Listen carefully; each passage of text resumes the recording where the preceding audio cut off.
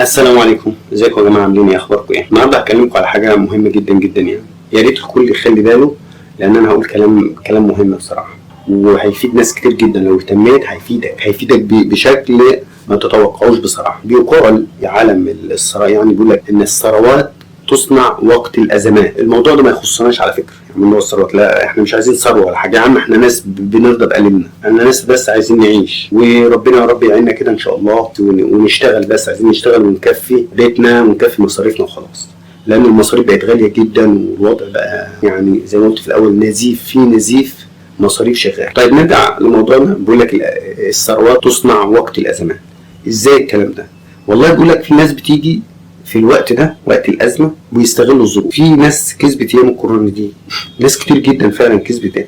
امثله مثلا زي الناس اللي بداوا صنعوا كمامات. دي الكمامات كانت صناعه بسيطه خالص ماشيه، الكميات معروفه، بيطلعوا 1000 قطعه مثلا. لا، جت وقت الكورونا وطلبوا ملايين، كل الشعب هيلبس كمامات. مش الموضوع متوقف على الدكاتره بس او المعامل او الخاصه بالطب، لا ده كل الشعب عايز يلبس. ففي ناس بقت تشتغل في الموضوع، وفي ناس اشتروا، بس اللي في الاول.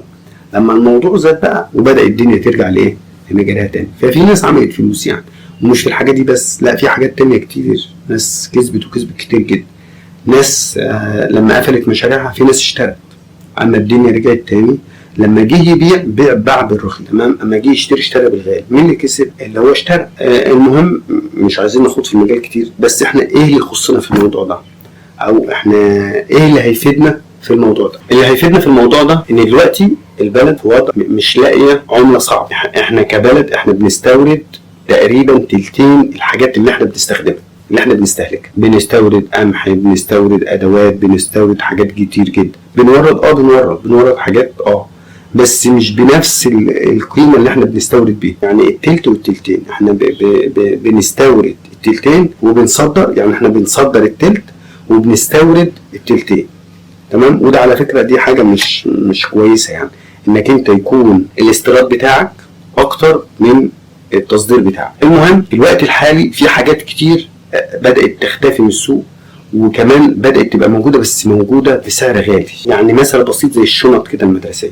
انا شفت واحد، هبقى اجيب لكم الفيديو بتاعه، صاحب مكتب بيع الشنط والملابس بالجمله. الراجل ده بيقول يا جماعه انا جه عليه وقت انا كنت محتاج 1500 شنطه كبيره وصغيره، مش لاقي. ليه بقى؟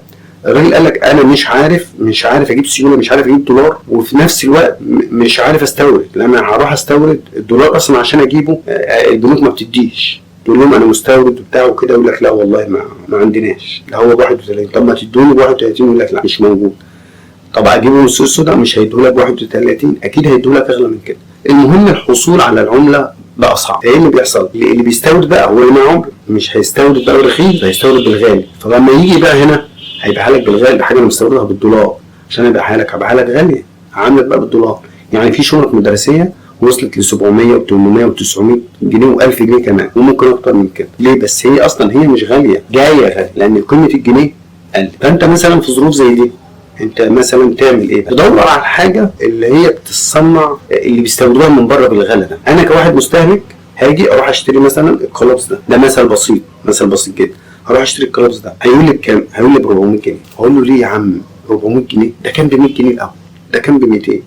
يقول لك والله لا هو كده 400 450 500. طب في ايه مثلا؟ هقول له لا طبعا انا عايز حاجه اقل. ده مثل بسيط على فكره، سيبك بقى من الادوات التانيه كتير.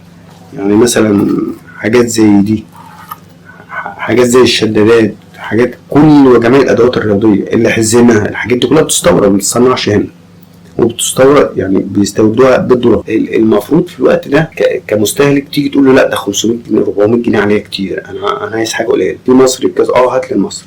فيبدا المنتج المحلي بتاعك يشتغل. ليه؟ ما انت ارخص، وممكن تكون انضف كمان. يعني الخامات ممكن تكون انضف لو انت صنفت في الخامات، وارخص. ليه؟ لانك انت الحاجه بتاعتك دي حاجه نظيفه وحاجه مصريه، مش مشكله. بس انا مش هقدر اشتري ام 500 دي، انا هشتري ام 100 ام 150 ام 200. ليه؟ في فرق 50%. هوفر فلوس 50% مع نفس الحاجه.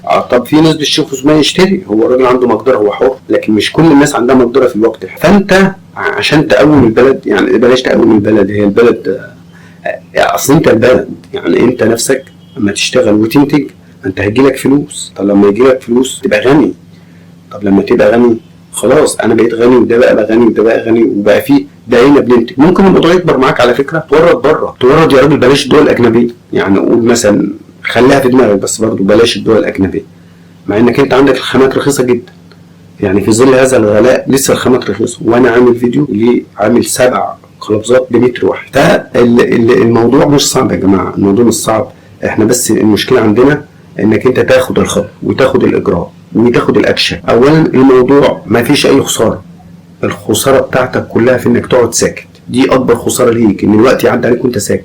اتعلم حاجه، لازم تتعلم حاجه في ظل هذه الظروف. لازم تتعلم مهاره جديده، حرفه جديده، صنعه جديده جنب شغل. ما بقولكش سيب شغلك، بس انا متاكد ان الموضوع ده لو حصل معاك زي ما حصل معاه انت هتفرح جدا والله، والموضوع هيبقى مربح جدا بالنسبه لك، وهيكون يعني هيسندك في كل حاجه. المهم في النهايه انا عايزك تستغل الموضوع، وزي ما قلت لك ابدا اتعلم صنعه جديده. الصنعه دي انا تقريبا انا ما اعرفش حد عاملها، اقسم بالله العظيم ان في حد على النت عاملها اصلا. اي حد عربي عامل الصنعه دي على النت وبيعلم المهاره دي يبعت لي رابط الموقع، يبعت لي رابط الصفحه على الفيس، يبعت لي اي حاجه، اي حد بيصنع الحاجه دي غير انا هعلمك حاجه. الحاجه دي زي ما قلت لك ما حدش بيعلمها لك في الوطن العربي. ولو حبيت تتعلم بره اتعلم بره، انت راجل معاك فلوس وبتاع، عايز تتعلم بره اتعلم بره، مفيش مشكله. المهم في النهايه عايزك تفكر كويس.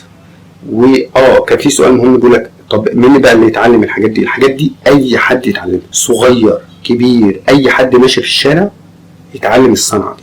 اي حد من سن 10 سنين، من سن 6 سنين ممكن تعلم الصنعه. خلاص بقى ايده جريت في الموضوع على طول، هيبقى الموضوع ماشي، هيمشي معاه مباشره، مش هيبقى وحش يعني. فباذن الله توكل على الله، خد اكشن، وكل اللي انت محتاجه زي ما قلت لك، انت مش محتاج اي حاجه الا المكنه والمقص بتاعك والمسطره والوزره اللي هو الشريط اللي هتعمل بيه ده، والاستنباط والتعليم ده عليا عليك انت بس. المكنه، هات المكنه بتاعتك وبس، المكنه وبس. كل حاجه سيب الباقي عليا انا هاخدك من ايدك كده اقول لك تعالى ادي 1 2 3. تمام؟ 1 2 3 ايه بقى؟ ازاي تصنع، ازاي تخلي المنتج بتاعك قيم وذو جوده، ينافس الصيني، الناس المهندسين والناس اللي عندها مكن والناس اللي عندها جوده عاليه جدا. وفي نفس الوقت بعد كده بقى الخامات والدنيا دي كلها هقول لك على كل حاجه انت عايزها هقول لك عليها. المهم توكل على الله وخد اجراء ويلا. لو ما عندكش مكنه، لو عندك استعداد انك تتعلم، اعمل متابعه للصفحه واعمل اشتراك، وانت هتلاقي كل حاجه باذن الله كويسه جدا بالنسبه لك. انا كل اسبوع هنزل لك فيديو ده هيكون مهم جدا ليك. وابدا، اهم حاجه تبدا، اشتغل، لان مش هتنجز الا لما تشتغل. مش عايز اطول عليكم اكتر من كده، ويا ريت يكون الكل استفاد من الفيديو. ما تنساش انشر الفيديو، لان دي حاجه مهمه جدا جدا بالنسبه لك. لما تنشر خير، في ناس كتير جدا قاعده مستنيه، ممكن تكون مستنيه حاجه زي دي ان هي تتعلم حاجه. وما تخافش ان حد ياخد رزقك، لان ده رزقك انت، محدش هياخد. لو داخل بقه كده ومكتوبه لك انت، لا، هتطلع من بقه وتجيلك. تمام كده؟ مع السلامه.